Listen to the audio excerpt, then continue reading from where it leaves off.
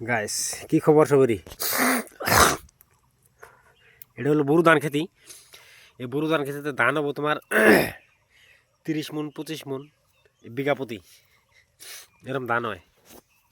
তো এটার অল্প খাটনি আছে।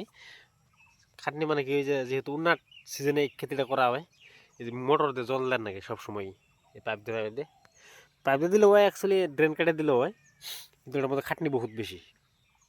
তো গাইস আমি তো কই আমার মতো যারা নাকি আসো পাকা কাম করো, সবেরই কই টুকটাক যদি ঘরে থাকে পাকা কামের বাহিরেও আর কি যতটুকু সময় পাওয়া যায় ওই সময়ের ভিতরে এই বড় ধান খেতিটা করলে মানে কিছু একটা সংসারের উন্নতি হবো বলে আশা করা যায়।